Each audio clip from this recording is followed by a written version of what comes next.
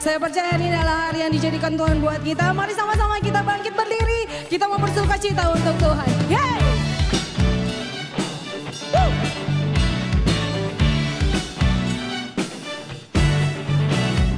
Terima sukacita surga, itulah kekuatan bagi jiwa. Ku dapat rasakan kasih-Nya di tengah badai yang bergelora.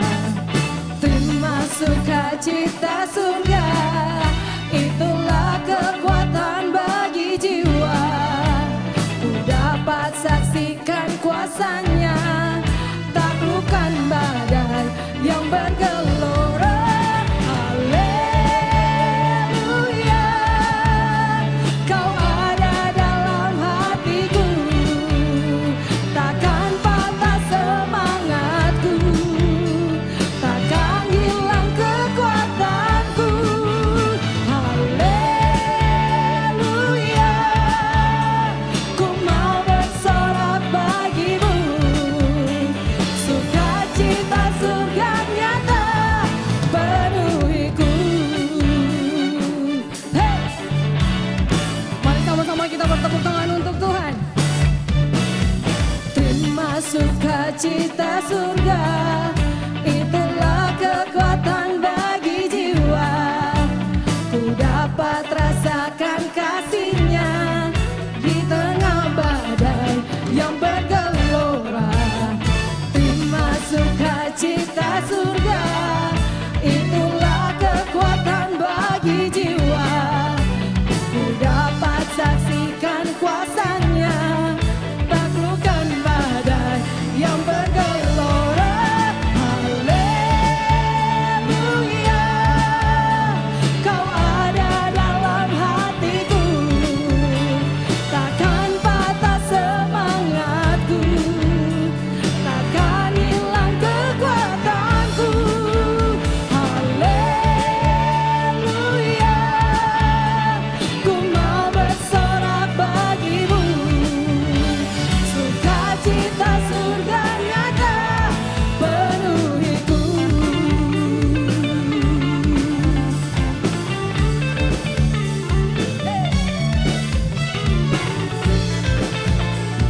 Mari sama-sama kita bertepuk tangan untuk Tuhan, karena Dialah sumber sukacita kita. Amin.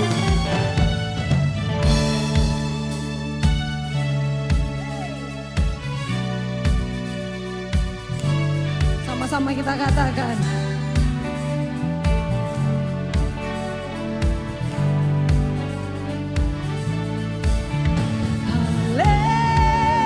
Haleluya, ku ada dalam hatiku, takkan patah semangatku, takkan hilang kekuatanku. Haleluya, ku mau bersorak bagiku, sukacita surga nyata penuhiku. Hey! Haleluya, Kau ada dalam hatiku, takkan patah semangatku, takkan hilang kekuatanku. Haleluya, ku mau bersorak bagimu, sukacita surga nyata penuhiku. Sukacita surga nyata penuhiku. Sukacita surga nyata penuhiku. Hey!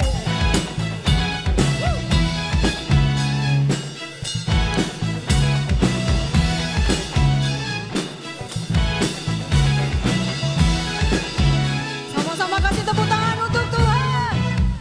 Engkau baik, sangat baik, kasih setiamu tak pernah berubah.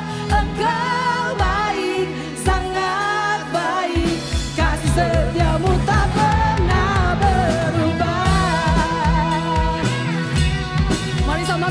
kasih tepuk tangan untuk Tuhan kita yang begitu baik. Amin.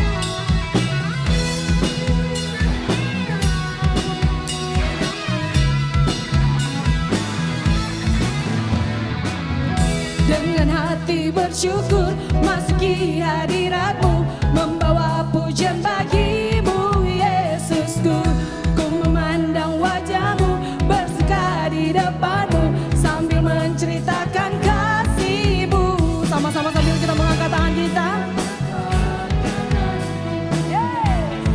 Bersorak-sorai bagi kebaikan-Mu.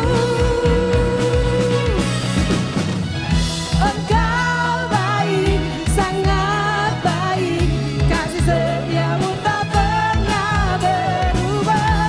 Engkau baik, sangat baik, kasih setia-Mu tak pernah berubah.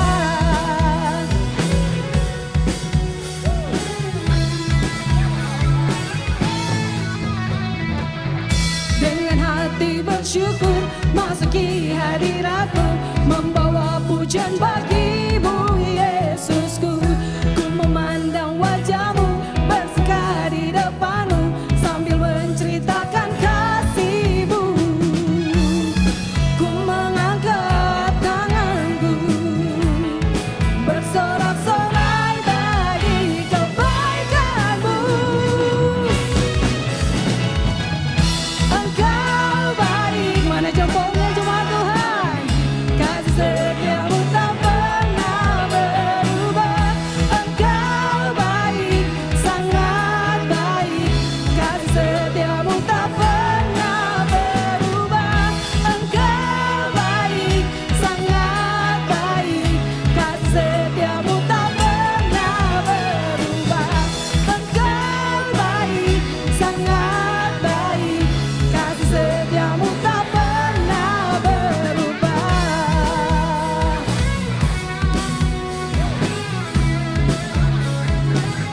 Kau mau bersuka cita karena Tuhan begitu baik. Amin.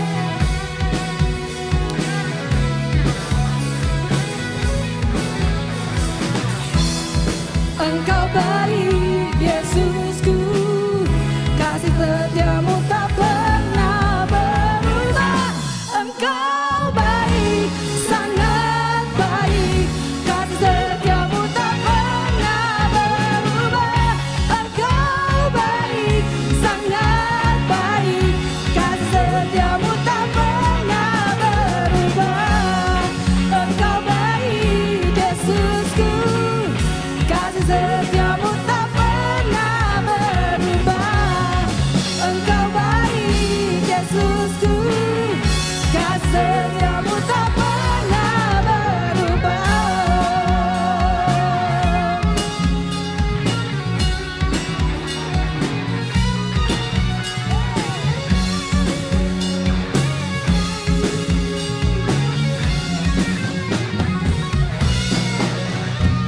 Sorak-sorak yang terbaik untuk Tuhan. Haleluya. Yes. Terima kasih Tuhan. Kami percaya di tengah keadaan kami mau memilih untuk tetap percaya, karena Tuhan yang kami sembah adalah Tuhan yang sempurna, Tuhan yang punya kuasa tak terbatas. Ini setiap hati kami Bapa.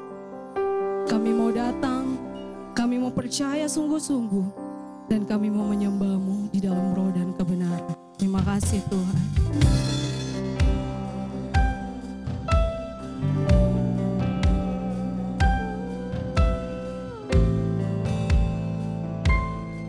Thank you Jesus. Kami menyembah-Mu.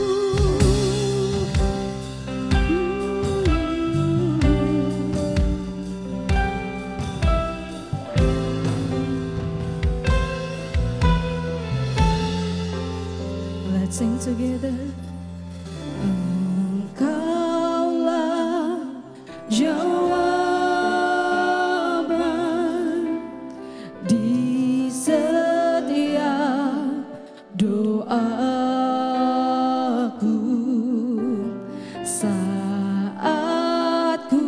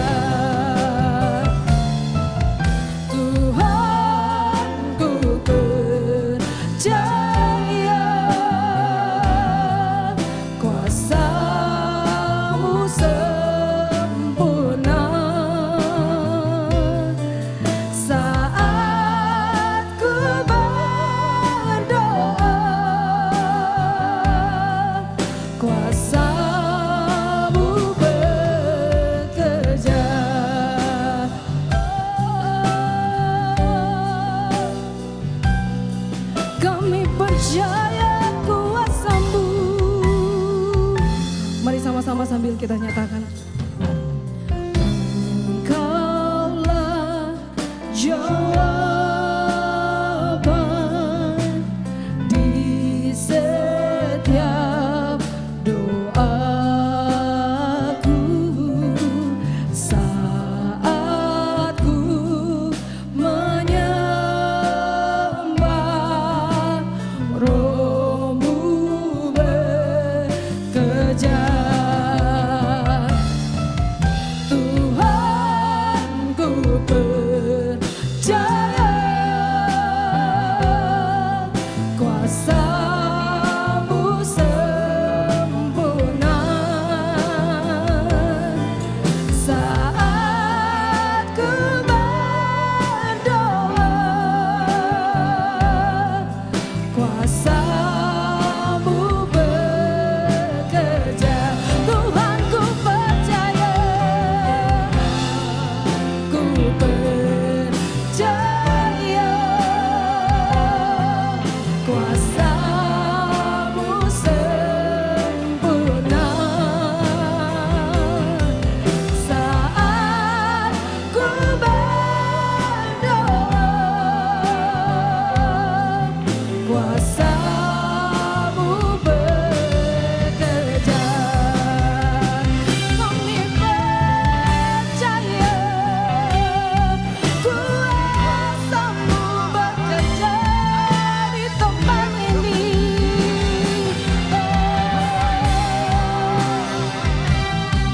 Kami bersyukur buat kasih setiamu.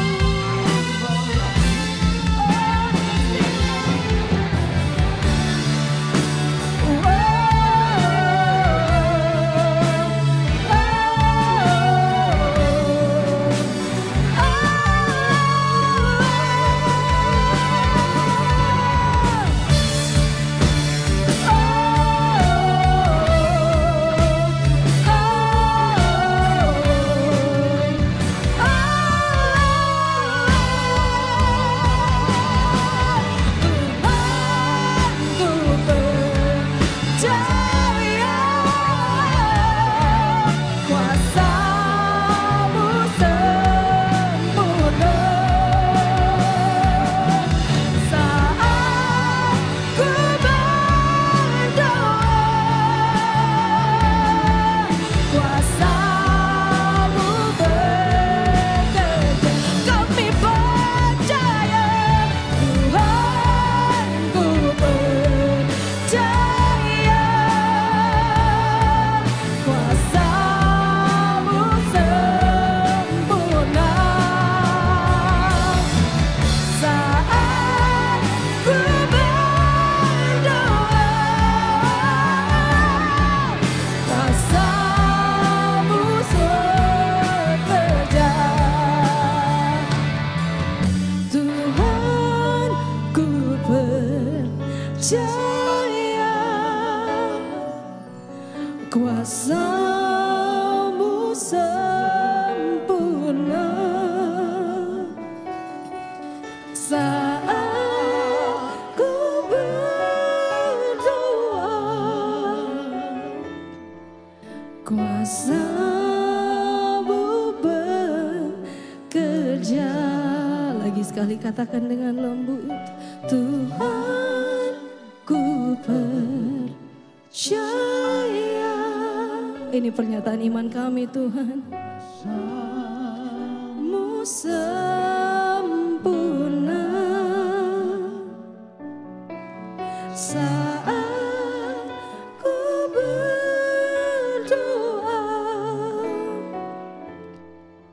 Kuasa-Mu bekerja saat ku berdoa. Kuasa-Mu bekerja.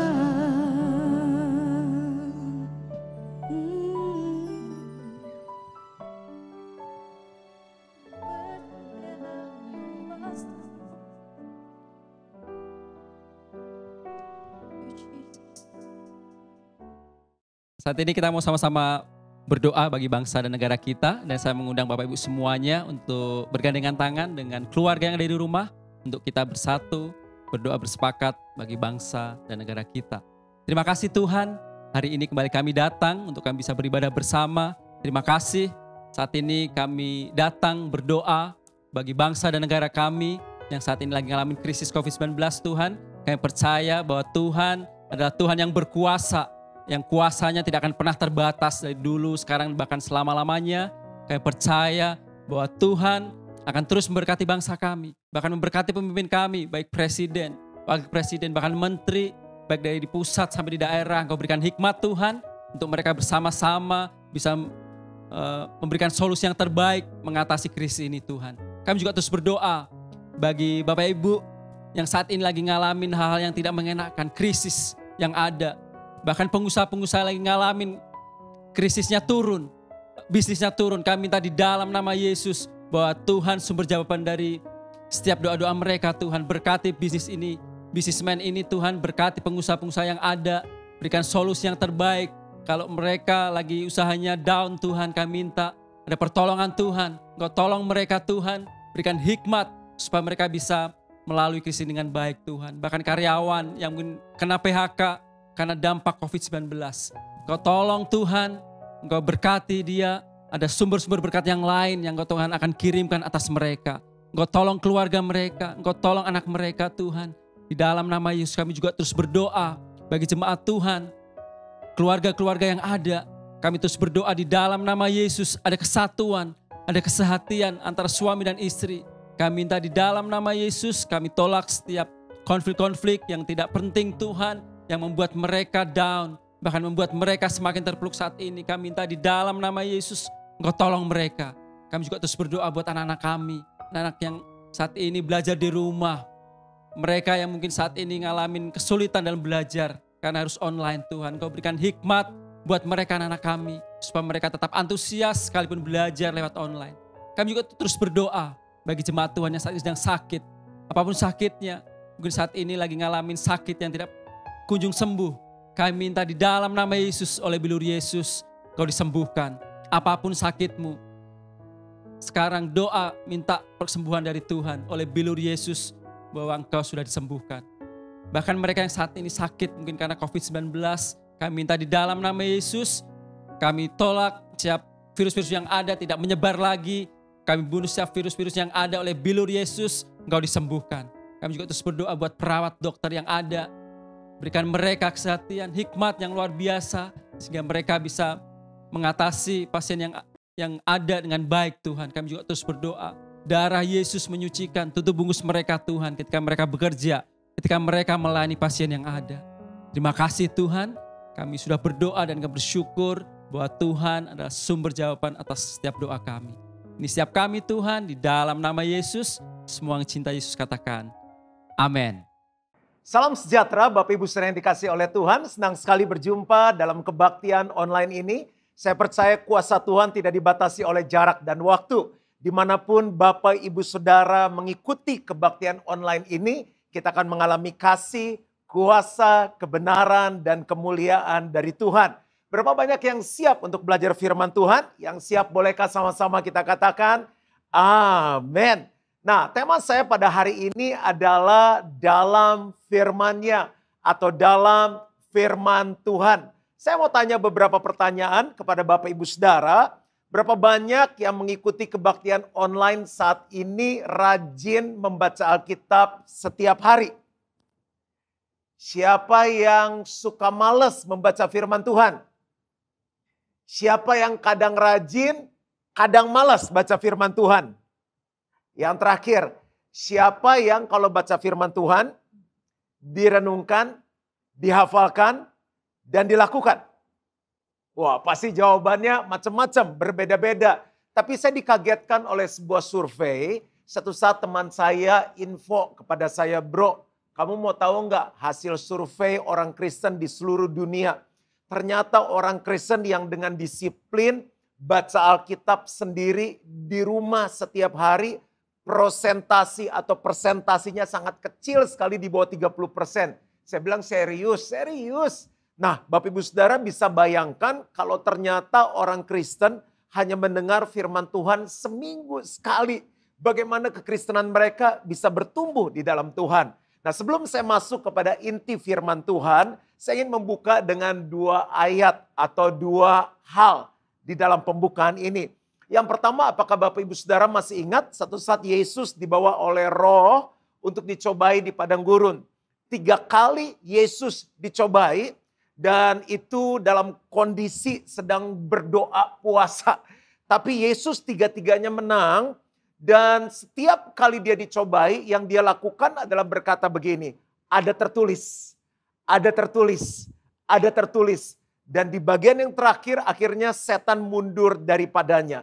Kalau kita baca Lukas pasal keempat dikatakan lalu setan mundur dan menunggu waktu yang tepat. Apa yang kita bisa pelajari dari pelajaran ini atau dari kisah ini? Yang pertama adalah orang yang hidupnya penuh dengan firman Tuhan. Yang selalu diisi oleh firman Tuhan akan menang menghadapi tantangan, menang menghadapi cobaan. Karena waktu tantangan itu datang, cobaan itu datang, firman Tuhan langsung keluar dari hatinya. Dan dia bisa berkata, ada tertulis, ada tertulis, ada tertulis. Salah satu bagian yang menarik adalah Yesus bilang kepada iblis begini.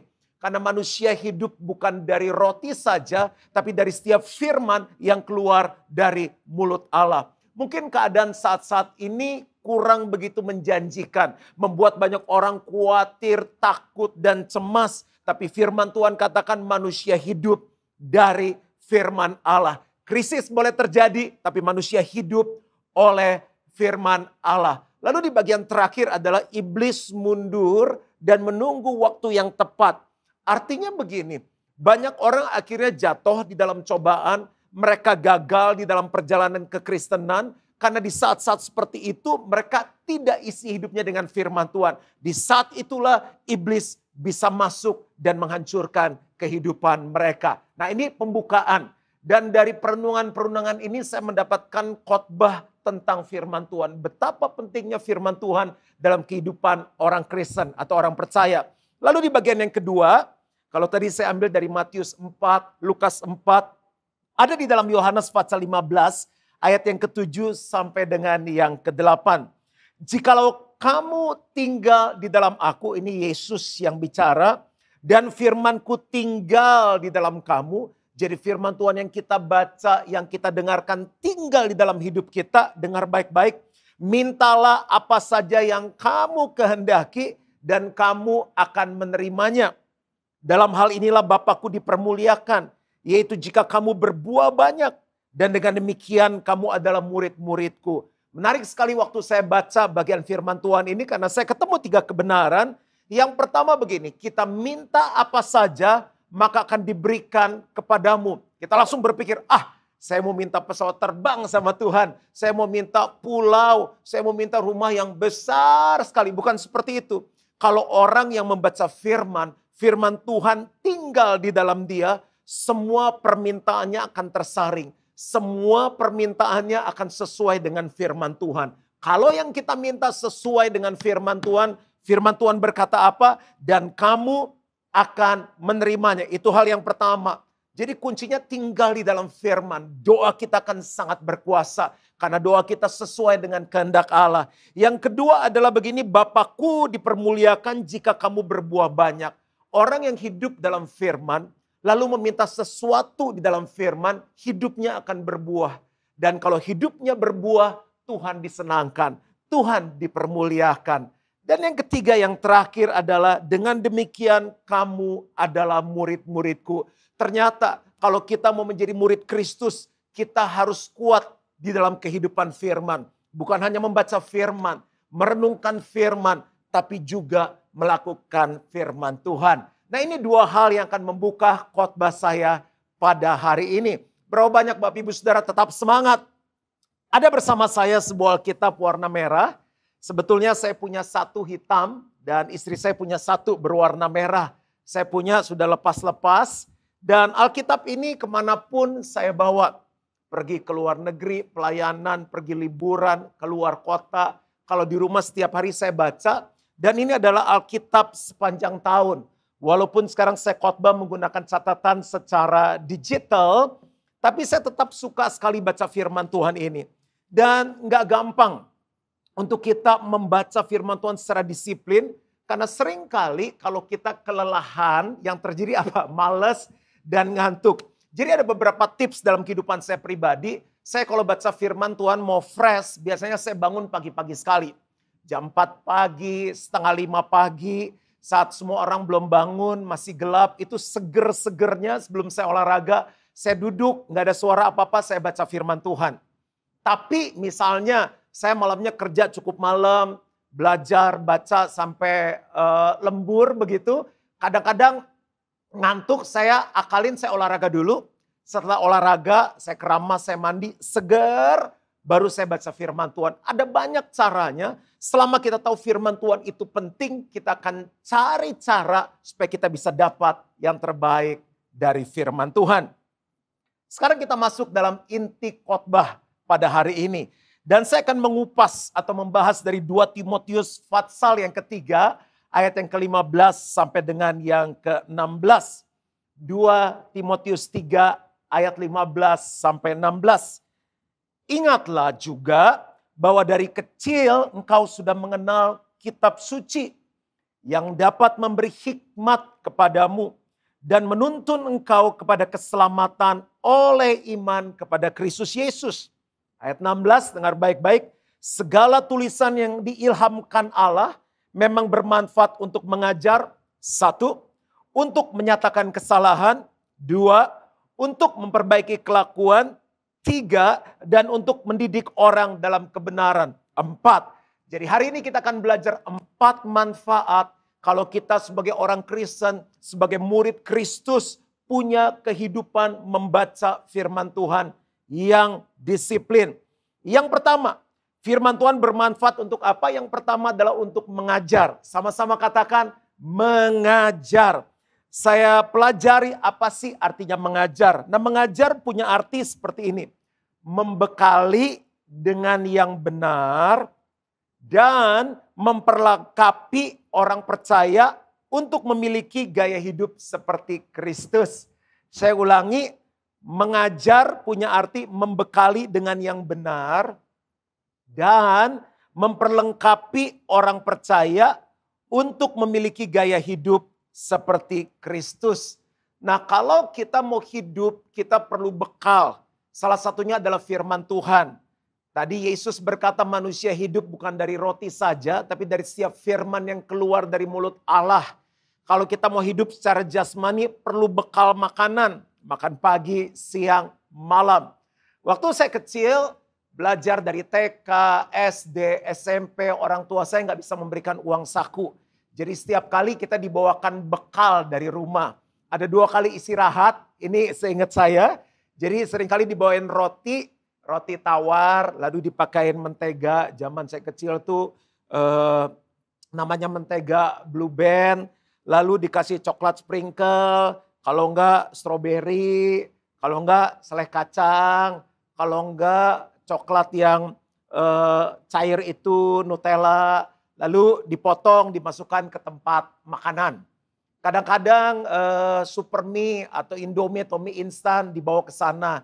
Jadi setiap kali istirahat sekolah saya lapar, saya buka itu dan saya makan. Nah, bekal itu yang membuat saya bisa hidup. Nah, waktu saya besar, waktu saya mulai dengan program hidup sehat, jadi saya coba makan makanan rumah, di grill atau di steam. Kalau saya mau pergi dan saya bilang nih kelihatannya susah cari makanan sehat. Saya minta tolong istri saya dan dia bikinin misalnya labu, pumpkin di grill. Lalu apalagi wortel, brokoli di steam. Lalu dada ayam di grill dan juga nasi merah, nggak lupa sedikit sambal. Jadi di pesawat, di mobil, saya makan itu. Dan itu yang bisa membuat saya kuat sepanjang hari.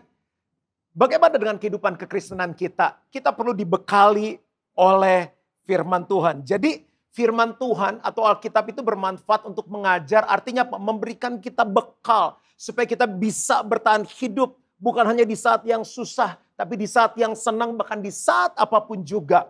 Nah, yang saya mau bahas lebih dalam adalah bagian kedua. Mengajar punya arti memperlengkapi orang percaya untuk memiliki gaya hidup seperti Kristus. Sekarang lagi modelnya lifestyle. Anak-anak pengen ngikut kayak K-pop yang Korea-Korea.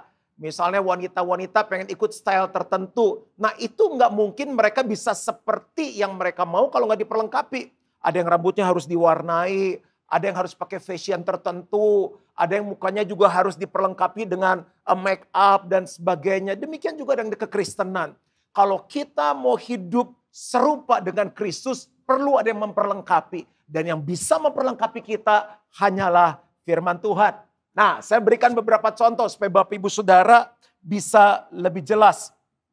Firman Tuhan itu begitu kaya, begitu luar biasa. Hal yang paling basic, misalnya kita mau mulai berpacaran.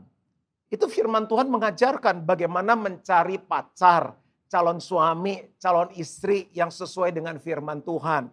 Setelah ketemu pacar, bagaimana masuk dalam masa pacaran. Bagaimana bisa masuk dalam masa pacaran atau pranikah atau dating dengan kekudusan.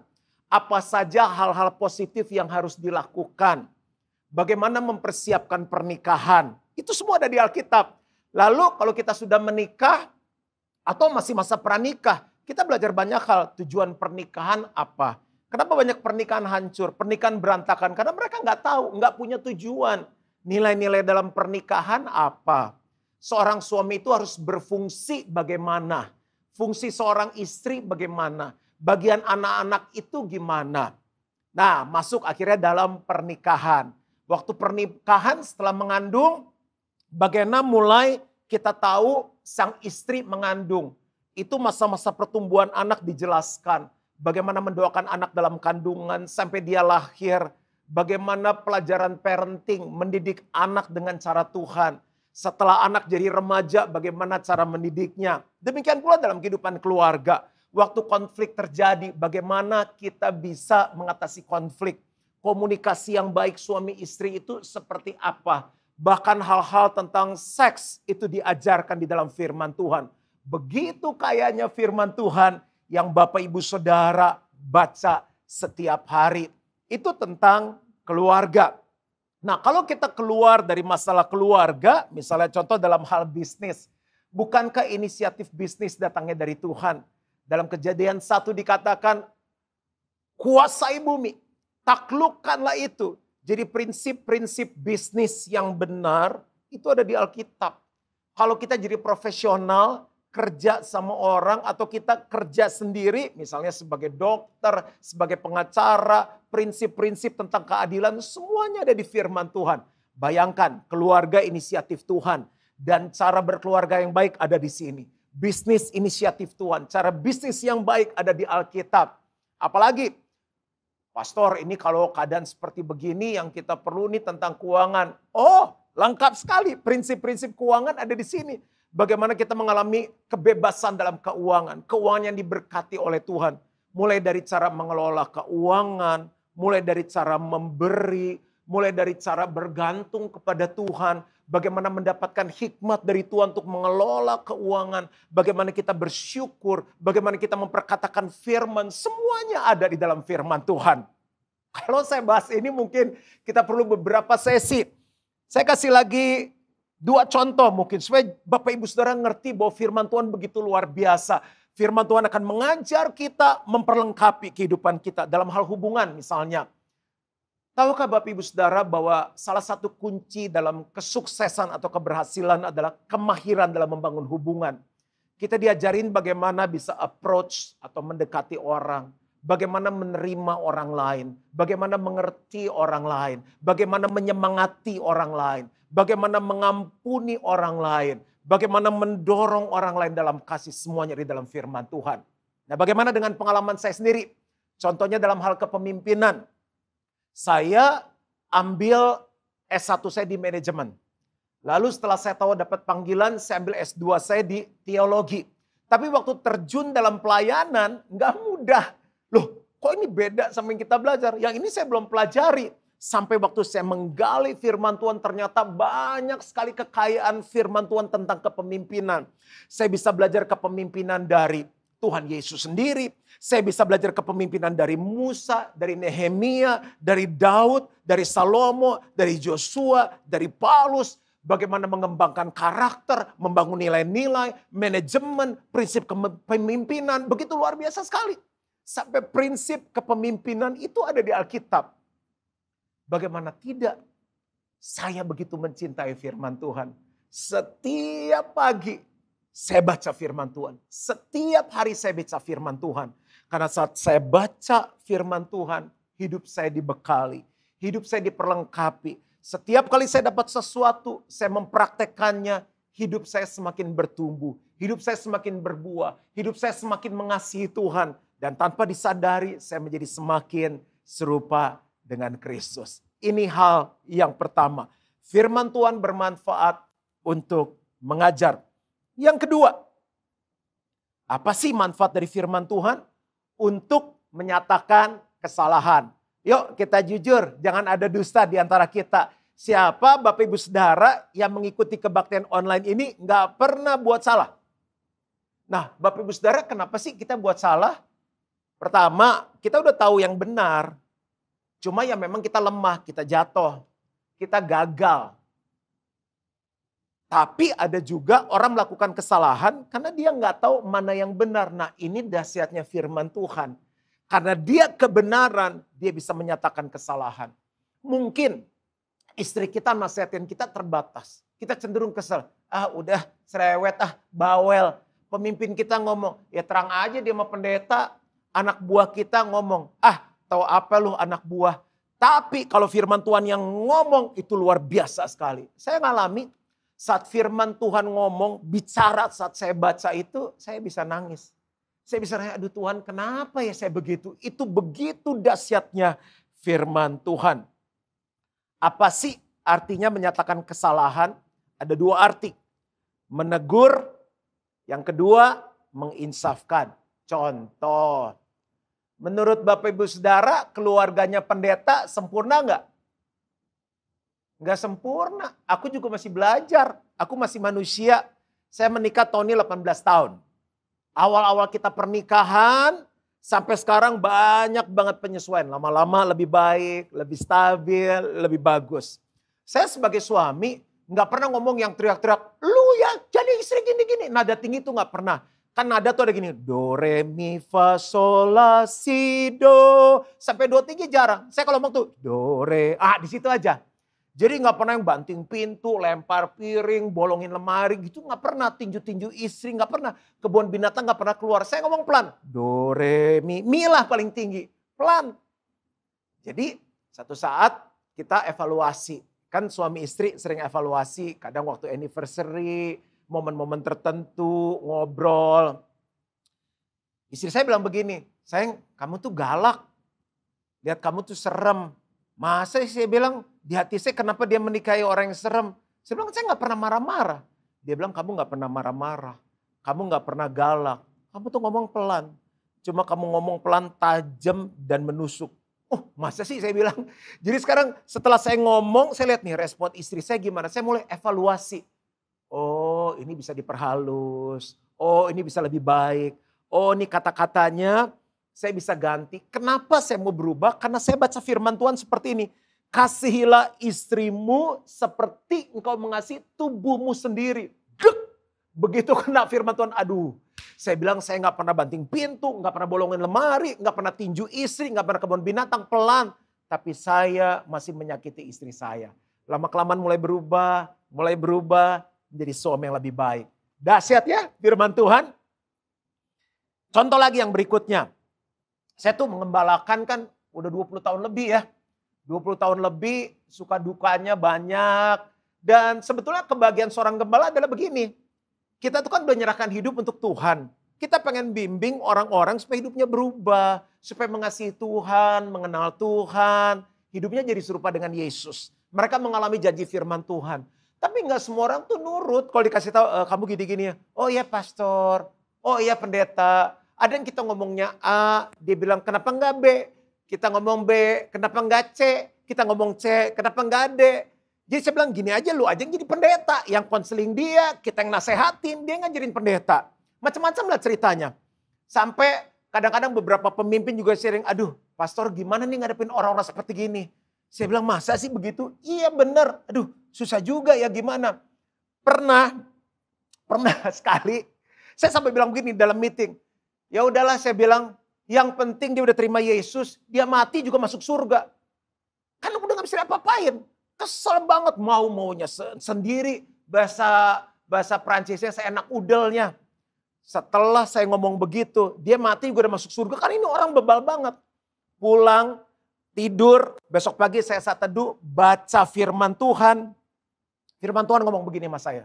Hendaklah kamu selalu lemah lembut dan menuntun orang yang suka melawan.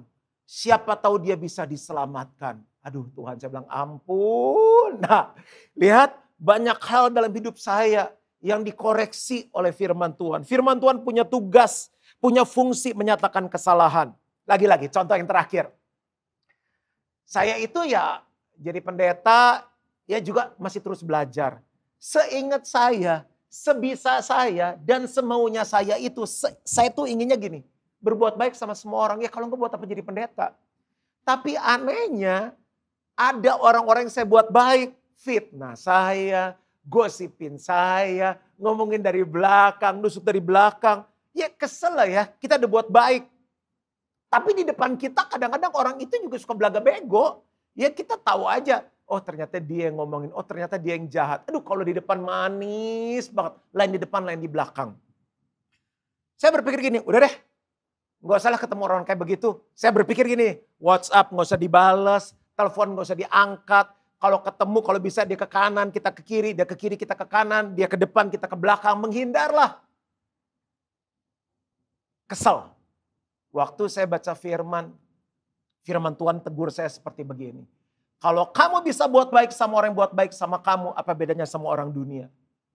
Belajar dari Bapamu yang di surga, yang menurunkan, menerbitkan matahari, menurunkan hujan bagi orang benar dan bagi orang fasik. Jadi di situ saya bertobat, saya bilang ini, saya mau baik untuk semua orang. Mereka mau ngapain saya, terserah. Bagian saya membagikan kasih Kristus dalam hidup saya. Siapa yang bisa rubah saya? Siapa yang bisa tegur saya? Firman Tuhan. Yang ketiga, apa manfaat dari firman Tuhan? Apakah sampai saat ini Bapak Ibu sudah belajar sesuatu? Yang belajar sesuatu katakan amin. Manfaat firman Tuhan adalah memperbaiki kelakuan. Memperbaiki kelakuan. Nah, memperbaiki kelakuan punya dua arti. Yang pertama adalah meluruskan, yang kedua adalah meningkatkan. Meluruskan punya arti seperti ini. Bapak Ibu Saudara masih ingat manusia pertama diciptakan luar biasa, serupa dengan gambar Allah. Terus Adam dan Hawa berbuat dosa, mereka diusir keluar dari Taman Eden. Dan apa yang terjadi? Karena dosa manusia pertama, benih dosa itu temurun terus sampai ke kita. Jadi kemuliaan Allah dalam hidup mereka yang tadinya serupa dengan gambar Allah, sama dengan gambar Allah, kreativitasnya, karakternya, kasihnya, kreativitas serta kemampuannya itu turun karena dosa. Nah, apa yang terjadi? Kalau kita baca firman Tuhan akan membuat kita yang tadinya serupa dengan gambar Allah kan minus karena dosa. Itu diangkat hidupnya berubah masuk ke titik nol. Itu diluruskan, dibuat pulih kembali. Dahsyat firman Tuhan. Jadi yang pertama adalah diluruskan, yang minus-minus, yang hidup dalam dosa, yang penuh kekurangan, yang penuh kelemahan ditarik. Misalnya ini nih, ini standarnya diluruskan. Net sampai ke sini. Tapi nggak berhenti sampai di titik nol aja atau netral. Yang kedua memperbaiki kelakuan punya arti apa? Meningkatkan. Dari titik nol ditingkatkan. Jadi 1, jadi 2, jadi 3, jadi 4 dan seterusnya. Tidak ada batasnya. Karena Tuhan kita tidak ada batasnya. Saya kasih contoh misalnya. Bicara tentang peningkatan. Saya itu orang yang minder. Nggak percaya diri. Lahir punya cacat, punya kekurangan. Belum lagi Tuhan izinkan krisis ada dalam kehidupan kami. Sehingga saya berpikir kok saya nggak seperti yang lain. Dia hebat, pintar ngomong, pintar berteman. Dia punya ini, dia punya itu. Dan apa yang terjadi udah gitu papa saya jadi pendeta lagi. My dad become a pastor. Dan Kalau dikenalin sama orang-orang, teman-teman saya gini, ini kenalin nih anak pendeta, anak pendeta. Saya bilang, aduh kenapa sih mesti ngomong anak pendeta, anak pendeta. Gambar diri saya rusak. Gambar diri adalah begini, apa kata orang tentang hidup kita? Apa kata dunia tentang hidup kita? Atau apa kata kita sendiri terhadap diri kita? Itu yang membuat saya gak bisa berkembang, gak bisa maju. Sampai akhirnya saya baca firman Tuhan. Disitulah gambar diri saya pulih. Karena di situ saya belajar apa kata Tuhan tentang hidup saya. Ternyata kejadianku dahsyat dan ajaib. Aku ditenun di dalam kandungan ibuku. Kejadianku dahsyat dan ajaib. Aku diciptakan serupa dengan gambar Allah. Aduh pelajaran saya kacau-kacau, nilainya jelek-jelek, nggak punya prestasi, nggak pengen apa-apa, nggak pengen mencoba apa-apa. Setelah saya baca firman Tuhan bilang ini, kejadianmu dahsyat dan ajaib. Saya mulai baca firman Tuhan, saya mulai pelajari, di situ mulai ada keberanian. Saya mulai mencoba A, mulai mencoba B, mulai mencoba C. Lalu A, B, C itu saya tingkatkan kembali sesuai dengan firman Tuhan. Bapak Ibu Saudara sekarang sedang dengarkan khotbah dari orang yang dulu hidupnya minus dibuat ke nol. Nol gambar dirinya rusak. Tapi karena firman Tuhan berbicara hidupku pulih. Sekarang saya memimpin, saya berkhotbah, diundang kemana-mana. Jadi berkat, bangun hubungan dengan A, dari B, mulai dari yang bawah, mulai dari yang atas. Saya punya keberanian karena firman Tuhan mengajarkan aku diciptakan serupa dengan gambar Allah. Kejadianku dahsyat dan ajaib. Tuhan yang sama yang merubah hidupku lewat kuasa firman Tuhan. Tuhan yang sama akan merubah hidup saudara dengan firman Tuhan. Makanya selalu bilang gini, aku cinta firman Tuhan. I love the words of God. Karena firman Tuhan begitu luar biasa. Ada banyak kesaksian yang saya nggak bisa sharing semua di sini. Tapi saya bersyukur karena saya punya firman Tuhan. Haleluya. Dan yang terakhir, yang keempat. Apa manfaat dari firman Tuhan? Yang keempat adalah mendidik orang dalam kebenaran. Mendidik orang dalam kebenaran. Apa sih artinya mendidik orang dalam kebenaran? Itu seperti bapak melatih anaknya. Jadi saat kita baca firman Tuhan ini adalah Allah sendiri. Yohanes 1 ayat 1. Jadi kalau kita baca firman Tuhan, itu seperti Bapa di surga sedang melatih hidup kita. Ada dua artinya mendidik orang dalam kebenaran. Yang pertama adalah pelatihan, yang kedua adalah disiplin. Yang pertama adalah latihan, yang kedua adalah disiplin. Nah kenapa kita seringkali malas baca Alkitab? Karena kita bilang ini, ya itu lagi, itu mah udah baca minggu lalu. Itu mah udah baca kemarin. Aduh ini mah tahun lalu dari khotbahin. Aduh udah sering baca, bosan. Justru saat kita sering baca kita diingatkan. Nah, kenapa orang-orang hebat punya pelatih?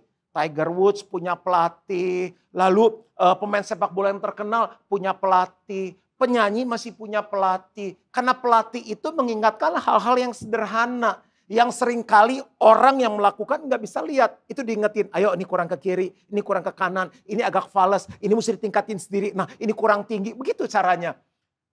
Firman Tuhan melatih kita seperti bapak kepada anaknya. Kuncinya adalah begini, latihan, disiplin. Katakan sama-sama, latihan, disiplin. Latihan, disiplin. Saya bisa ada sampai sekarang karena saya dilatih dan disiplin oleh firman Tuhan. Contoh ya, mungkin saya sempat kasih beberapa contoh. Bapak Ibu Saudara, salah satu nilai yang kita terapkan di gereja adalah attitude. Salah satu sikap yang baik adalah excellent. Excellent bicara mengenai detail. Excellent bicara mengenai selalu melakukan lebih baik dari sebelumnya. Excellent selalu bicara mengenai yang terbaik. Kita lakukan seolah-olah untuk Tuhan dan bukan untuk manusia. Ada dua dasar firman Tuhan yang saya pelajari dan saya pegang. Misalnya contoh, pernahkah engkau melihat orang yang cakap dalam pekerjaannya? Di hadapan raja-raja ia akan berdiri. Ada kata apa? Cakap. Lalu satu bagian lain firman Tuhan bilang ini. Biarlah orang melihat perbuatanmu yang baik dan memuliakan Bapamu yang di surga. Perbuatan yang baik itu ternyata dari kata excellent. Biarlah orang melihat perbuatanmu yang excellent dan memuliakan Bapamu yang di surga. Kalau saya cuma baca sekali, firman Tuhan itu nggak berarti apa-apa. Tapi karena saya baca berulang kali, saya seperti dilatih dan disiplin oleh firman Tuhan itu. Jadi sampai sekarang yang terpatri Di pikiran saya adalah seperti gini. Kalau saya lakukan sesuatu, saya harus lakukan yang terbaik seperti untuk Tuhan. Perhatikan detailnya, harus lebih baik dari sebelumnya. Misalnya contoh, bagaimana saya berpakaian, sebisa mungkin serapi mungkin. Saya tanya, kalau saya diundang bajunya harus seperti apa. Waktu saya mau khotbah di sini saya tanya setting backgroundnya warna apa supaya saya bisa cocokkan bajunya. Lalu kalau saya memberikan pemberian, kami mengusahakan yang terbaik yang kami bisa beri. Kalau saya melakukan perjalanan, saya atur sedemikian rupa sehingga rapih. Kalau saya mau berkhotbah, misalnya saya diundang khotbah, saya tanya kenapa saya diundang, saya tanya sama sekretaris saya. Lalu apa yang diharapkan untuk saya sampaikan? Visi gerejanya apa? Berapa waktu yang diberikan? Pakaiannya harus seperti apa? Yang hadir lebih banyak pasangan muda atau anak muda benar-benar yang single atau yang dewasa atau berkeluarga? Berapa persen? Demografisnya seperti apa? Supaya waktu saya diundang, saya bisa benar-benar menjadi jawaban untuk mereka. Bahkan khotbah di gereja sendiri pun saya usahakan yang terbaik. Dalam hal waktu sebisa mungkin saya tepat waktu. Ini contoh-contoh bagaimana firman Tuhan melatih dan mendisiplin hidup saya. Satu lagi contoh, firman Tuhan bilang gini, barang siapa setia dalam perkara kecil, aku akan memberikan dia tanggung jawab dalam perkara yang besar. GBI Gilgal bisa ada seperti sekarang ini, karena saya membaca firman Tuhan. Saya cuma prinsip begini, Tuhan kasih satu, saya setia dengan satu. Banyak hal. Waktu kita masih sewa, kita lakukan dengan setia. Kita pernah punya kelas pemuritan, muridnya cuma satu, kita ngajarin dengan setia. Apapun kita lakukan dengan setia. Waktu kami melatih hal itu, waktu kami mendisiplin hal itu, Tuhan memberkati dengan luar biasa. Doa saya, supaya Bapak Ibu Saudara hidup mencintai firman Tuhan. Sebelum saya selesai, saya simpulkan, firman Tuhan itu sangat berkuasa dan bermanfaat. Ada 4 hal yang kita belajar. Yang pertama, firman Tuhan bermanfaat untuk mengajar. Mengajar punya arti membekali dengan yang benar, memperlengkapi untuk memiliki gaya hidup seperti Kristus.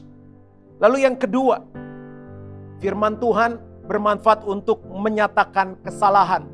Punya 2 arti, menegur dan menginsafkan. Yang ketiga, manfaat firman Tuhan adalah memperbaiki kelakuan. Punya 2 arti, meluruskan dan meningkatkan. Dan yang terakhir, firman Tuhan bermanfaat untuk mendidik orang dalam kebenaran.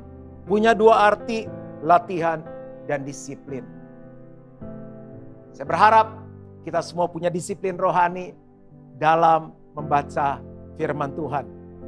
Tuhan memberkati. Mari kita satu di dalam doa. Bapa yang baik, terima kasih untuk hari yang luar biasa kami bisa belajar firman Tuhan. Aku berdoa biar semua yang mengikuti kebaktian online ini punya rasa lapar dan haus akan Tuhan. Mereka mengasihi firman Tuhan. Mereka merenungkan firman Tuhan, melakukan firman Tuhan. Karena untuk orang bisa menyaksikan, menceritakan firman Tuhan, itu hanya bisa terjadi kalau mereka menghidupi dan melakukannya. Mereka gak bisa memberi apa yang mereka gak punya. Aku berdoa Tuhan, biar kami menjadi murid-murid Kristus yang setia dalam membaca firman Tuhan. Aku minta ini di dalam nama Yesus. Dan semua yang percaya sama-sama katakan, amin. Tuhan Yesus memberkati. Halo Gilgal, apa kabar semuanya? Wah, asal percaya bahwa jemaat Tuhan yang ada di rumah tetap antusias. Dan saya undang semuanya, tepuk tangan semuanya buat Bapak Ibu semuanya, begitu antusiasnya. Dan saat ini saya mau bacakan pengumuman. Yang pertama, ibadah online kita tetap terus kita adakan setiap hari Minggu. Setiap hari Minggu jam 8 pagi. Dan ibadah kids, buat adik-adik semuanya, saya mengajak juga tetap terus antusias untuk kita beribadah bersama di channel YouTube kita Gilgal Manado mulai jam 9 pagi. Dan buat anak muda, Genji dan Youth, tepuk tangan semuanya. Wah, luar biasa antusias ya. Terus kita ajak semuanya tetap terus ibadah setiap hari Rabu jam 7 malam.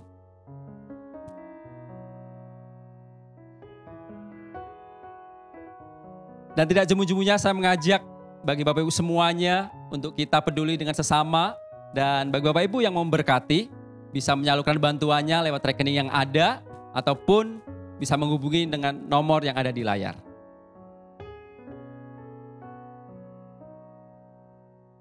Kami mengadakan pelayanan doa bagi Bapak Ibu semuanya yang rindu untuk didoakan. Apapun pergumulannya bisa sampaikan lewat request prayer kita dan bisa menghubungi tim doa yang ada dengan nomor yang ada di layar.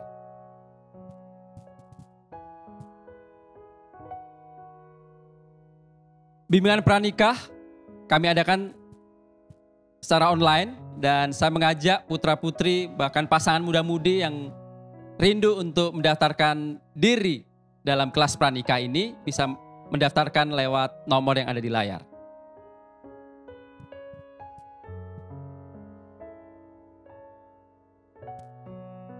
Kelas Grow kita akan mulai kembali. Kelas Grow ini kita mulai buat Bapak Ibu semuanya supaya menjadi murid-murid yang luar biasa untuk kita kembali diajar oleh kebenaran firman Tuhan lewat kelas Grow 101. Dan saya mengajak semuanya yang belum pernah ikut, bahkan yang pernah ikut tapi nggak tuntas, nggak selesai, kita buka kelasnya setiap hari Selasa lewat online Zoom. Dan saya minta semuanya bisa ikut mendaftarkan diri lewat nomor yang ada di layar.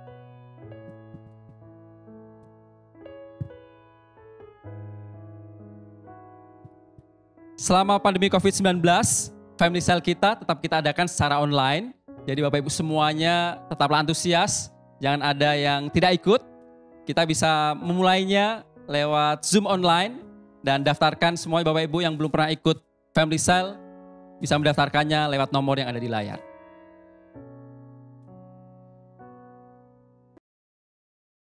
Informasi yang berikutnya, ulang tahun gereja kita akan kita adakan secara bersama-sama lewat Zoom.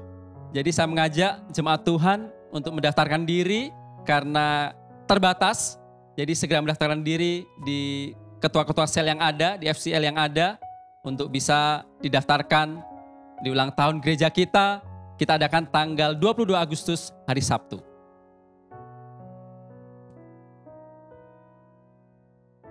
Dan selama ibadah online, Bapak Ibu masih bisa tetap memberikan persembahan, baik perpuluhan dan persembahan yang lainnya. Bisa ditransfer ke rekening yang ada atau menghubungi nomor yang ada di layar. Demikian pengumuman hari ini. Saya ucapkan selamat hari Minggu.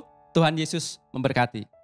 Bapak Ibu saudara yang dikasih oleh Tuhan, kebaktian online kita sudah selesai dan saya mau doa berkat untuk Bapak Ibu saudara. Mari kita mengangkat kedua tangan kita di hadapan Tuhan.